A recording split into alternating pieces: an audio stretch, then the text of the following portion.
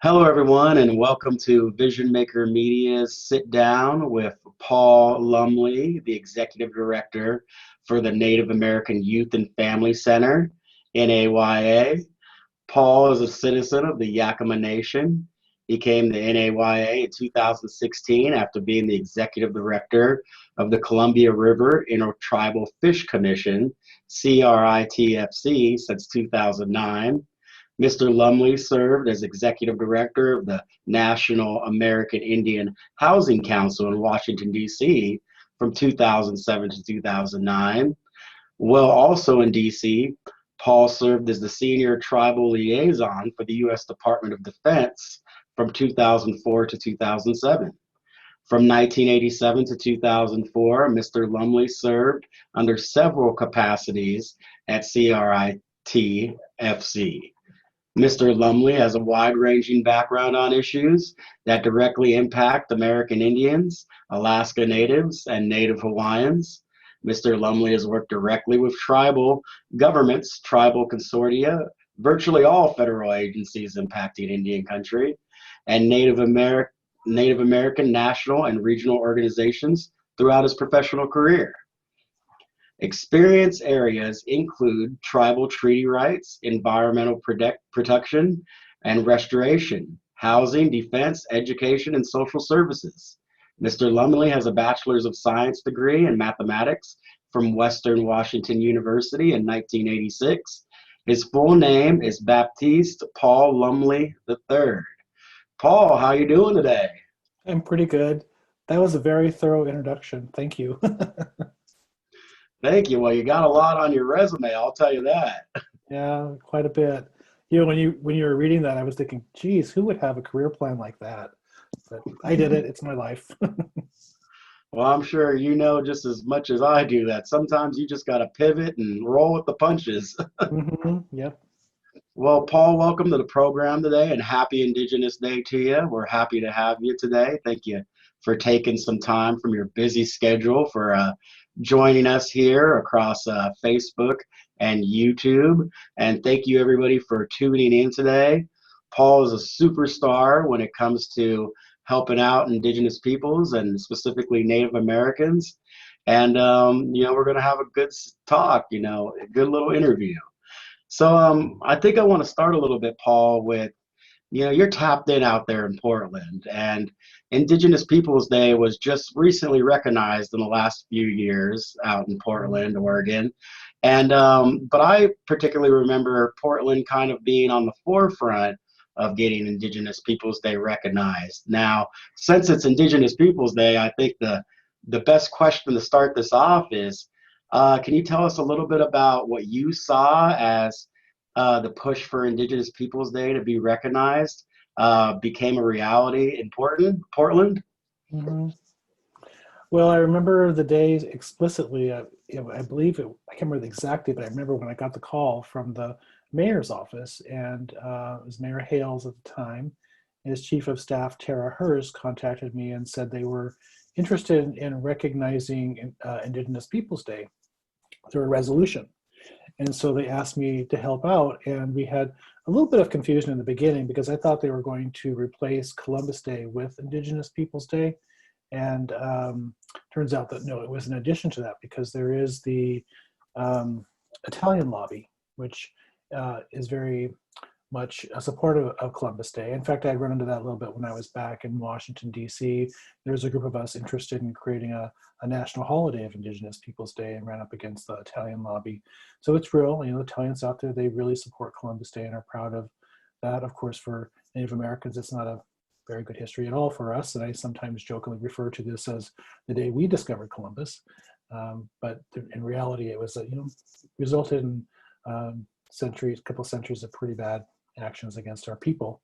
So having a day that is on top of that to change the narrative and be more honest with our history and tell it without fear is important to us. And also it's a time for us to celebrate our own culture and who we are as people. Very colorful. Yeah, and it's interesting you talk about the Italian legacy of Columbus Day. in contrast with the legacy as how we see Columbus as Indigenous peoples and Native Americans. And, we actually have a film that we're featuring today called Columbus Day Legacy on our YouTube channel at Vision Maker Media, where people can go and watch that direct interaction between Native Americans and people of Italian descent. So everyone out there, make sure you check out the link, and that'll be a great one. It takes place in Denver, and takes place years before Indigenous Peoples Day was even being looked at to be recognized. And so, so they still are celebrating Columbus Day out there. They didn't replace it altogether, Paul. It's still there. It's a federal holiday, and I don't know if the city's working today or not, but I think the messaging around Indigenous Peoples Day has a lot more meaning to everybody. I don't know anybody out there who takes the day off, if they get the day off and really celebrate Columbus Day. It's not something that people just do. But Indigenous Peoples Day, I'm seeing people coming out of their way to wish me a happy Indigenous Peoples Day. I'm getting emails, and I got a few phone calls and from all the people I work with, and it just makes me feel really good. I was going to tell you that when we were having that conversation with the city about the Indigenous Peoples Day resolution, and they had referenced some of the tribes in this area in a way that was really awkward. And it got the tribes sort of jumping all over the city, right? And so I told the city, I said, well, your problem is you don't have a tribal liaison. You don't have a single desk here in the city that just deals with tribal governments, at that level, as a government to government level, or even with the very vibrant and large urban Indian community here in Portland. And so they passed the resolution on Indigenous Peoples Day, but then we turned right around and started working on the creation of a new position within the city, a tribal liaison position. And so Mayor Hales actually did that. He got it created at the end of his administration, but he did do it. And then when the new mayor came in, Mayor Wheeler, the tribal liaison had resigned her position just before the mayor came on board. So he actually refilled it with a wonderful person named Laura John. She's our tribal liaison for the city of Portland. And it was quite a bit of work to get the tribal liaison position filled. First, we had to do a lot of advocacy. We had to go to a regional tribal organization, the Affiliated Tribes of Northwest Indians, to get a resolution passed there in support of it. And then I had to go to several city council meetings to get it included in their budget. And I also had to meet directly with city council members to promote it. And I did all that while I was at the Columbia River Intertribal Fish Commission.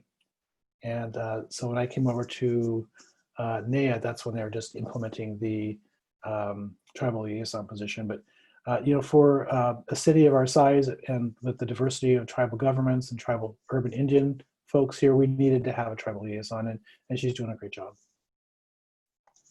That's wonderful, Paul. And it looks like the steps are being made, and, they may be small at times. And, you've worked with the federal government for a long time before this. And, how does it make you feel to see Indigenous People Day kind of just go from an idea to being a celebrated holiday today throughout the United States? Well, it actually fills me with pride and joy. I never thought I'd see something like this where there would be a celebration of our culture, because I'm so used to having to fight government agencies and the public, various facets of the public. I know we have our supporters out there, but it seems like my whole life has just been a fight. And I devoted my whole career to serving Indian country, either one way or the other. Even when I was at the Pentagon, I was still fighting for Indian rights when I was there. So it just feels like, wow, what happened? I don't have to fight on this part. I could actually, it's a celebration, and it just feels good. Yeah, I know. I think all of us as natives have to kind of take a step back and resurvey, like, I don't have to fight. Yeah. Because of, the decades of history, hundreds of years, over 500 years, we've been, fighting from the very beginning. And, I just think it's awesome to see all of the great things that you're doing, and all of these other leaders all throughout Indian country. And, I just appreciate that. And speaking of being a fighter, You're on a round table. I don't want to call you a knight, but you're out there on the Portland Indian Leader Roundtable. Can you tell me a little bit about your experience working with that group and what you guys do out there? Well, actually, the meeting was today. It is actually going on right now. I was chairing the meeting, and I jumped off to join you. And it was a very interesting conversation that we had. The Portland Indian Leaders Roundtable. They came about probably it's more than 10 years ago, maybe 12 or 14 years ago. And it was a group of Native organizations here in town, and they decided that they were going to work together collaboratively to benefit the Native community here in Portland. And so we extended the invitation broadly to tribal governments, tribal nonprofits like mine, and tribal programs too within different offices. So we have both the city, county, federal offices. When they have tribal desks, we invite them to the table as well. So it's a great group.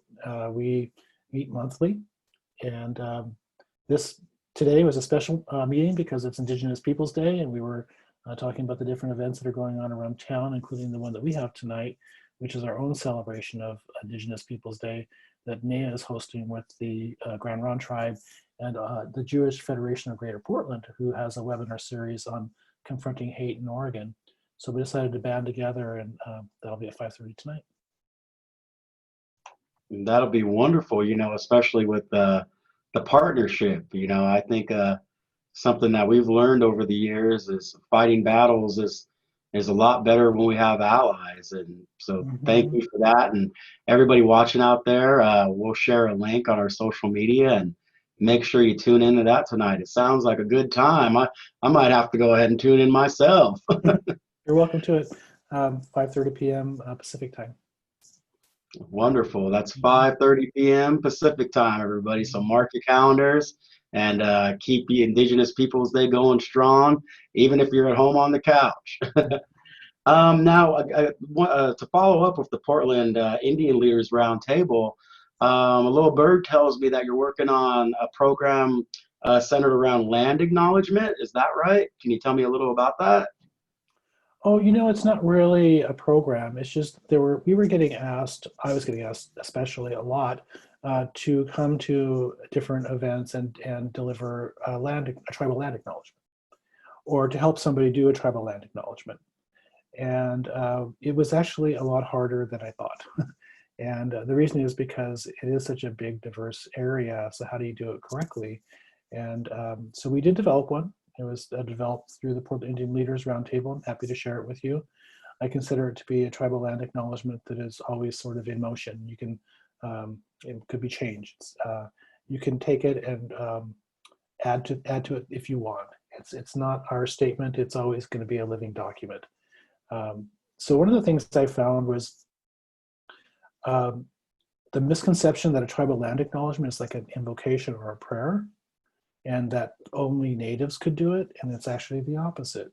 And I encourage organizations and people who are hosting an event that they should do the land acknowledgement because they are acknowledging the land that they are on. And when they ask me to do it, well, I am actually from this area, so it feels awkward for me to stand up and say, I am acknowledging this tribal land. And it's like, why would I do that?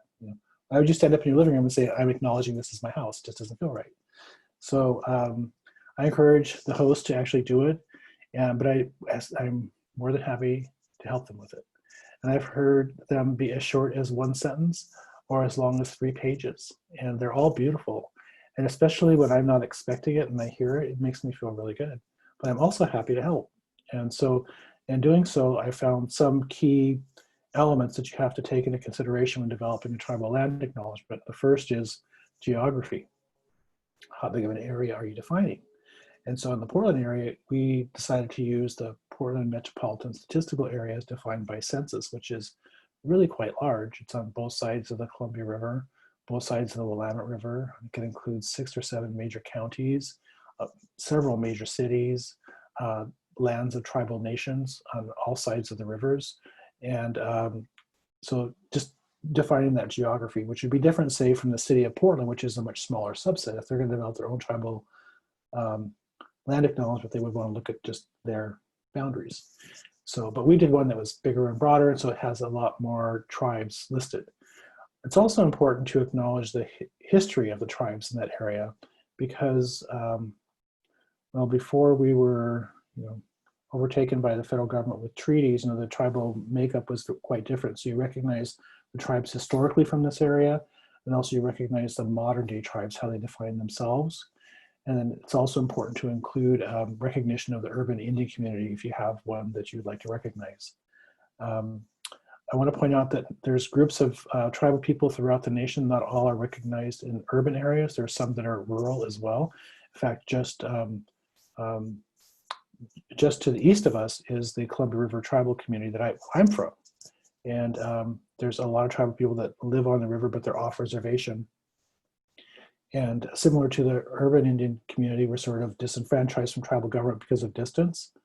And so they recognize themselves as being similar to the urban Indian community here in Portland. So it's interesting. There's probably groups around the whole United States that way too. But find a way to recognize the local natives, the tribes currently, tribes historically, and the geography, and you should be okay. Wonderful. And thank you, Paul, for even when you're standing in your own living room, standing up and acknowledging it. Yeah. I guess my question off of that is there one instance in particular that kind of still sticks with you where you did a land acknowledgement and you still kind of carry it to this day fondly? Well, I would say it was Indigenous Peoples Day last year. And I was invited by the mayor's office to come deliver the tribal land acknowledgement. And so I went there. It was a rooftop event on a building here in town. And so I had it all ready to go. And I had my remarks before and after the land acknowledgement, acknowledging the leadership there. And I showed up, and I thought, I didn't know what to think, but I did not know it was going to be his campaign where he was announcing his run for being reelected as the mayor. So I walk in, and there's TV cameras everywhere. And so they broke in live on TV, I'm told, because I never saw it, I was there, but they cut in as a live event, and they thought that the mayor was going to announce his candidacy for running for a second term. But I was the first one on the stage to deliver the tribal land acknowledgement. So I think I'm probably the first one who ever did a tribal land acknowledgement in Portland that was live on the air. And a lot of folks who saw it thought it was great, but they were expecting to see the mayor, and then suddenly I walk up. So that was interesting. I wish I recorded it. So that's probably the one that stands out the most. But I've done some others too. There's a great group here in town that I support, the Basic Rights Oregon group, and they fought for same-sex wedding for so many years. And because of them, I was able to marry my husband, and we've been together for 34 years, so I'm always indebted to them. And they had me do a tribal land acknowledgement for their event last year. That was really special to give back. Well, that's wonderful. And, again, thank you for doing that. Talk about right place, right time. Mm-hmm. Yeah. So, the land acknowledgement is obviously important, but the Portland Indian Leaders Roundtable, I'm sure, has a lot more going on. Can you let our viewers in on a couple things that the group is working on right now? Well, sure. Well, it's a group of over 30 entities, tribes, tribal organizations, and tribal programs. And we just had a meeting today to talk about some pretty profound events that happened in Portland last night that were very unfortunate, and to react to it. And so we developed a statement that we're issuing today. There was a group out there, a national group, that co-opted the phrase Indigenous Peoples Day to make it something really bad and ugly and harmful. And they call themselves the Indigenous Peoples Day of Rage. And so what happened was the group of folks who are rioting in downtown almost every night here in Portland, they used that as an excuse to do more of that, and tore up the Oregon Historical Society pretty bad, broke all their windows, tried to burn it down, destroyed many businesses, and a lot of people were arrested. And that is not who we are. That is not who Indian people are. We don't use violence that way. And I'm guessing there weren't very many natives, or probably no natives involved in that riot last night. That's the same group of people that are rioting, using the Black Lives Matter movement as a way to co-opt that message too. And so I find it really insulting that they would use peoples of color and their history to invoke that kind of destruction and violence, and I condemn it. And so does the Portland Indian Leaders Roundtable, because we just approved that statement saying basically what I just said. So, wonderful. Again, Paul, thank you for coming out and saying that, because it's very important that people out there know where we stand on these positions. And, it comes from a position of peace and nonviolence from what I've seen, even going back to my days as working as a, in the field journalist up at Standing Rock. We kind of saw instances of that, and it didn't have anything to do with the core movement at all. It was just a couple bad apples spoiling the bushel. And I just want to thank you real quick and say that I, for one, and I'm sure our viewers appreciate you, condemning those acts of violence in the Portland area. And, I know our well wishes and good energy will be sent to you guys up there, but so other than the Portland Indian Leaders Roundtable, I mean, you're involved in what it seems everything nowadays. You're also the executive director of NAYA, NAYA, and y'all do a lot of good things up there in Portland for Native American families and children. Can you talk a little bit about your position as executive director and what you're doing to help out our Native American and tribal communities? Sure. Well, the acronym NAYA, we pronounce it as NAYA, and we've been around for about 46 years.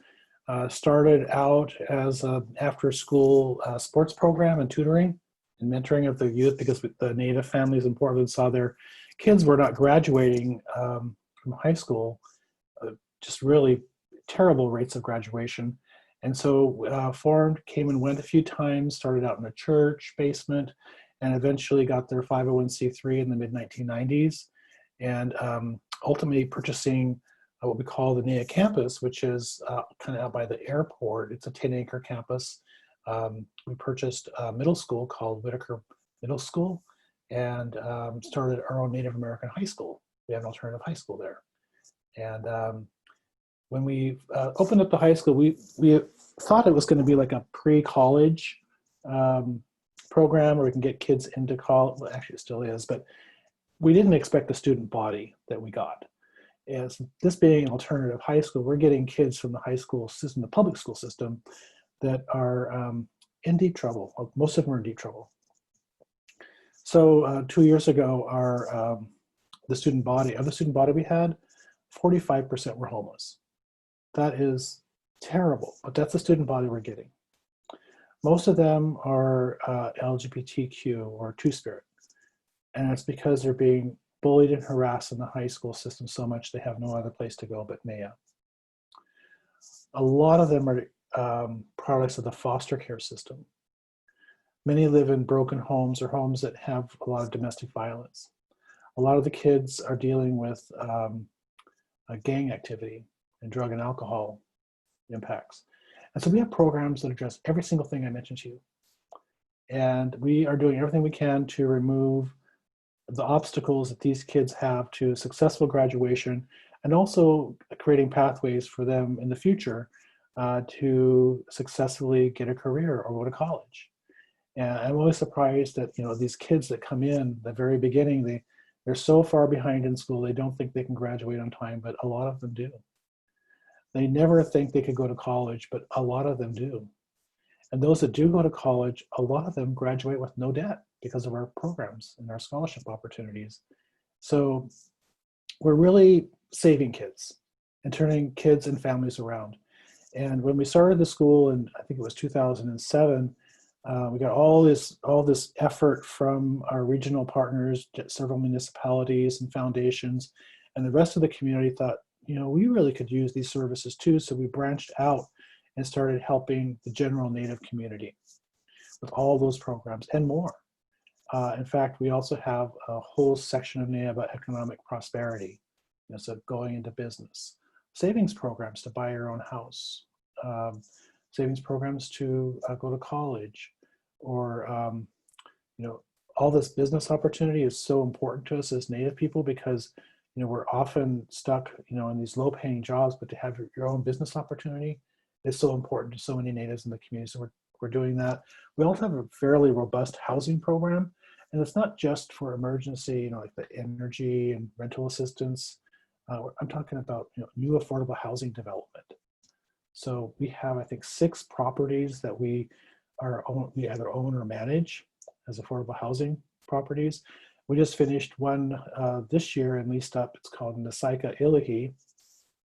It's 59 units. It's a partnership with the Siletz tribe. And with that partnership, they gave us some of their federal housing dollars. And so for the first time in Portland, we have Native preference for housing, which is so important to us. And it's also only a half a mile from our office. Our office is the NAYA campus. The theme of it is it's a drug and alcohol-free facility, and it's designed for those who are in treatment. So we partner with a wonderful organization here in town called the Native American Rehabilitation Association. And of course, our co-developers are community development partners. They've been a great organization, a company to work with too, because they bring so many resources to the table. Nasika Ilhi is the Chinook word for our house or our place. And it's because we really wanted Natives to have a home. And so we leased up at 87% Native families, which is so fantastic for us. And then we took that same model just down the street, just a little, like only another half a mile. We have a new one going up. That one's called Mamuk Tokuti, which means making beautiful. And the reason why it's named that is because the theme of that is artists. It's like artist housing, artist affordable housing. And with the Siletz tribe partnering with us there, then it'll be Native artists, which is pretty cool. And there's a little business district in that area that NAYA also has a big play in. We have several leases on that street, business leases that we manage. And so we're hoping to get more Native businesses in there. And we have another affordable housing project not too far from there. That one's called Hayu Telixum, which means many nations. And that's a focus on getting Natives off the streets into affordable housing. So we call it permanent supportive housing. So it's pretty exciting. And we have 1, 2, 3, 4, 5 other properties that we're working on. No, that are already in development and producing good affordable housing opportunities. So affordable housing is a big part of who we are. What else can I say? We have programming from babies to elders. And so we have, we don't just serve high school, we serve all ages of youth in different programs. We have a pretty active elders program at NAYA too. In fact, next Monday, we'll have the Portland Youth and Elders Council meeting, and it'll be a focus there on getting out the vote. And, I've known NAYA for a long time, decades. I was supporting them back in the 90s. When I was working for the Fish Commission, gave them some grant funding and always loved them. But when I became their executive director, which was a great honor for me, I was shocked at the breadth of the program and the size of the structure that we're in is huge. And then the slow realization that I could have benefited from every single program there at NAYA. Myself, a homeless youth. I went to an alternative high school that wasn't Native because I was, bullied in high school for being gay and Native. And so, it just became something deeper for me to be able to be in a leadership position to support this great program. And we, it is complicated. I'll admit that with all this. We're a direct service organization, so our employees are not paid very well because it's the way we get money from the state and the county and the city and other municipalities. But it's really a great program. We have about I think we're getting close to 130 staff right now. So it's a very vibrant group. Keeps me hopping, that's for sure. But I love the work. As hard as it is, it's life fulfilling for me to be able to serve this organization. I thank you for sharing that, Paul. And, you talk about going to an alternative high school yourself. And, I'll just share something real quick. They got me as assistant director. I'm actually a high school dropout that had to finish my diploma a few years later at an alternative high school myself. So everybody out there in Indian country watching, I think me and Paul can both agree that it's not where you're at, it's where you're going. Mm-hmm. and your faith. And it sounds like NAYA is just a walking beacon of self-determination and empowerment for young and old natives. So, just thank you for being involved with that, Paul. And, I'm sure that you and the organization has been able to touch thousands of lives. And, that's really what it's all about. And, I know you've worked in the government for a great number of years, but, can you kind of compare a little bit of your government work to kind of what you're doing nowadays? Like, what brought you back out home? Just so you didn't have to travel as much, or? Yes, that is why I did it. I didn't have to travel as much. It's not the only reason, but it was a big reason. So I've worked in international arenas, traveled the world, gave speeches at the United Nations, and went to Australia and Rome and France, and also I go to New Zealand, and traveled the country extensively when I was at the Pentagon, and also when I was at the National American Indian Housing Council. When I was at the Fish Commission, I traveled all throughout the Northwest, including Canada and Alaska. Um, so, I've done quite a bit of work in Hawaii too for the Native Hawaiians. Essentially lost my job at the Pentagon because of the Native Hawaiians, because I fought so hard for their rights. I didn't lose my job, but it made it so hard for me to do my job, I just left. Um, but I'm proud of my advocacy with the Native Hawaiians. I'm proud of the work I did in Alaska. Uh, so it's good work, but I was traveling everywhere, and I didn't. One day I woke up and I realized I had more friends in other cities than I had in my own city here in Portland. And I really needed a change, and I wanted a sense of community again. Even though I lived in the Portland community, I didn't feel like I was really connected because I was gone all the time. And then when I was home, all I wanted to do was sleep and do my laundry and get caught up in my emails from work. And so it was too much of a grind, and I needed something new and something different. And I did love NAYA. And when the job opened up, I ended up going there. So it is very different work. I got local really quick. I'm used to dealing with people in DC and around the country and different, I was really connected to tribes nationally, and including the First Nations in Canada. And so it was just very different work for me. And it was hard to make that switch. I was dealing more in government arenas for policy and funding, and then suddenly be thrust into the world of, fundraising and nonprofit foundations that give us money. And then I realized that, I took over NAYA, that they were really broke and that I needed to raise $1 million quick cash to save NAYA. And it was really hard to do, but we did it.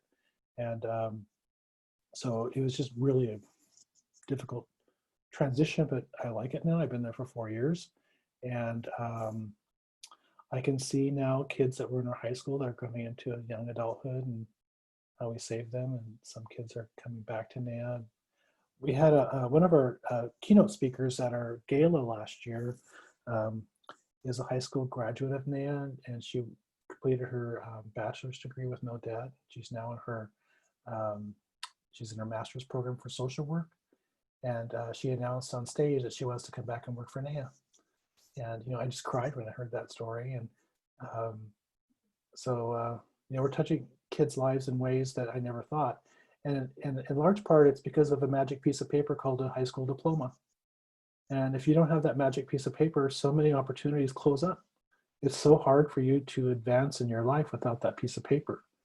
And, I got my piece of paper and I graduated. It wasn't easy, but I got it. I lost it. I don't know where it's at, because after that I became homeless. But that piece of paper means something. It means you can get a job that is better paying. It means you can go to college, which I did, and got another piece of paper. But that first one, that high school diploma, is so important. And when our Native kids don't achieve that, it hamstrings them for a big part of their lives in ways that are both economic and also in happiness. And so, I feel really strongly about making sure these kids have every opportunity they have to get a high school diploma, because I had to work so hard for my own. And even though I lost it, it still means something that nobody can ever take that away from me. It's what you do with that piece of paper that counts. That's so true, Paul. That little magic piece of paper, opened up a door for, me to go to Haskell Indian Nations University with $100 in my pocket, and a few years later, now I have the pleasure of speaking to you today. And it looks like our time is running down on this particular chat, but we definitely will be talking again. Until then, everybody out there watching on the internet, make sure you take a look at our comment sections below, and you'll see links to Paul's organizations that we spoke about today, and some other great organizations that you can utilize if you need any help. And I'm sure Paul will be waiting for your call, and he'll be able to accept you with open arms. Paul, did you have any parting words before we go today? Pretty simply, I just want to say Happy Indigenous Peoples Day, everyone. Happy Indigenous Peoples Day, everyone, from Baptiste Paul Lumley III and your moderator, host, Charlie Perry, Assistant Director of Vision Maker Media.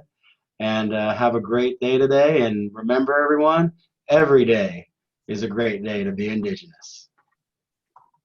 Thanks, Paul. Thank you.